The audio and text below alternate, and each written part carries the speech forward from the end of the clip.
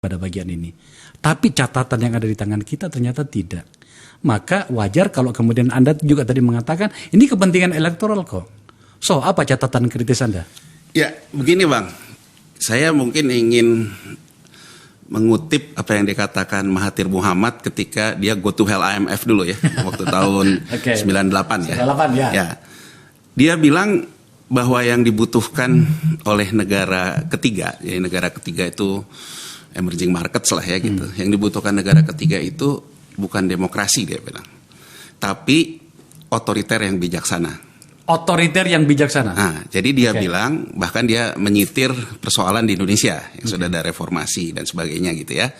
Dia bilang di Indonesia persoalannya orang sudah menganggap bijaksananya yang hilang, gitu ya. Jadi tapi bukan sistemnya yang salah. Nah, menurut saya paradigma ini sama juga dengan cara berpikir kita dengan ya desis-desis 3 periode lah dan sebagainya ya, termasuk juga dengan soal kepala desa ini. Kalau yang saya garis bawahi pendapat moderat dari Pak Ketua Balik ini, intinya kita percaya bahwa di desa itu ada seorang yang bijak gitu. Sehingga kita memberikan ototarian kepada dia menjadi diperpanjang. Apapun istilahnya, memperpanjang masa jabatan itu adalah ototarian gitu. Terlepas dari itu tetap dilaksanakan lewat sistem demokrasi. Tapi kan perpanjangan itu ototarian gitu ya. Jadi artinya bahwa kita percaya bahwa di desa itu orang-orangnya bijak gitu ya.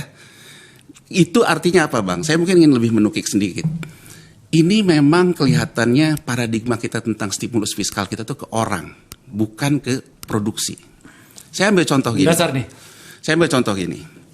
Presiden Jokowi mengatakan, ini gimana sih subsidi pupuk segini besarnya, tapi kok produktivitasnya tidak bertambah, ya kan? Ditawarkan karena kebetulan di lapangan Banteng alirannya lebih kepada liberalisme ya, tidak anti subsidi kan? Dia menawarkan, dirubah saja deh menjadi ke BLT ke petani, uang yang sama diserahkan ke petani. Dari kaum pemikir pertanian, loh. Kan tujuannya bahwa pupuk itu adalah Viagra untuk produktivitas. Makanannya tumbuhan itu pupuk. Kalau kita berikan uangnya ke petani, belum tentu dia belikan pupuk. Dia bisa beli yang lain. Gitu. Dia bisa beli yang lain. Nah, sehingga akhirnya kelihatannya saya lihat juga Presiden Jokowi tidak cukup punya keberanian karena takut amuk masa di desa juga nih masalahnya. Bisa kalah. bisa kalah juga di desa gitu ya. Jadi walaupun sudah ada usulan dari Kementerian Keuangan dan sebagainya, saya lihat tidak cukup berani. Tapi saya ingin menukik gitu. Ini menunjukkan sebetulnya baik di lapangan Banteng, baik di lapangan politik, cara pandang kita orang.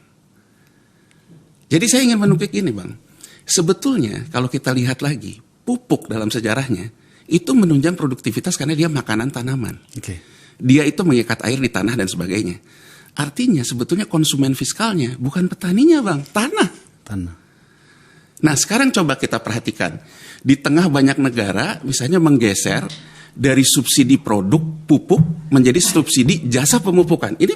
Ini sesuatu yang berbeda loh. Berbeda banget. Berbeda banget. Kenapa? Karena concernnya ke produktivitas Bang.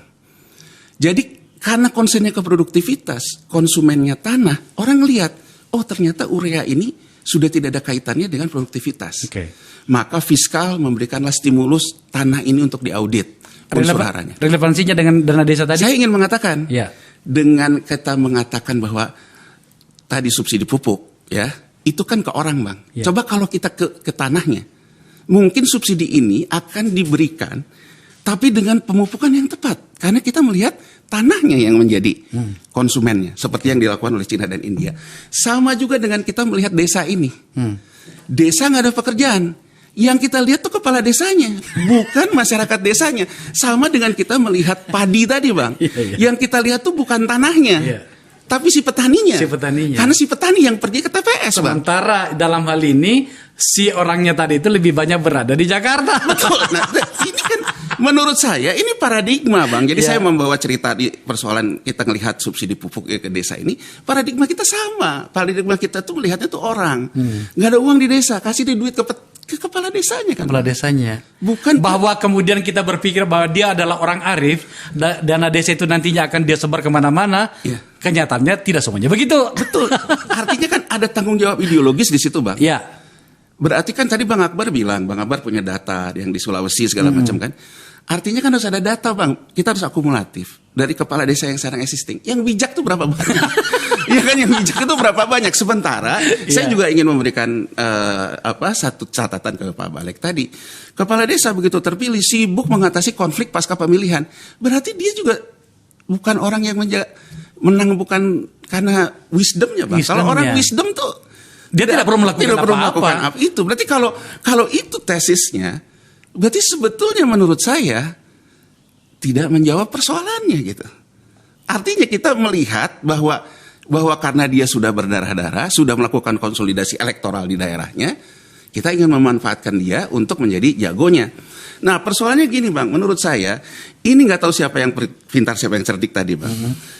Harusnya hal-hal kayak gini itu ada konsensus politik di level ketua umum parpol.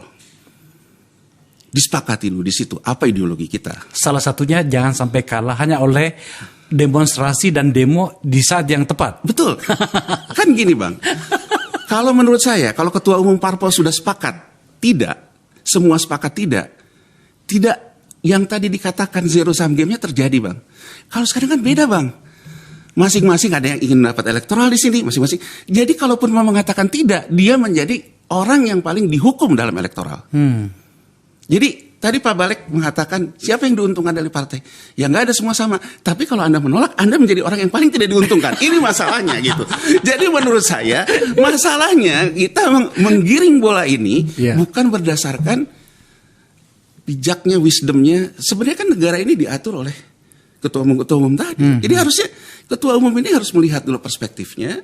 Kita sepakati dulu. Kalau semua satu suara tidak, dia mau kemana, Bang? Iya, makanya tadi saya tanya sama Pak Ketua, siapa kira-kira partai yang diuntungkan di sini? You jawab dengan sangat baik ini.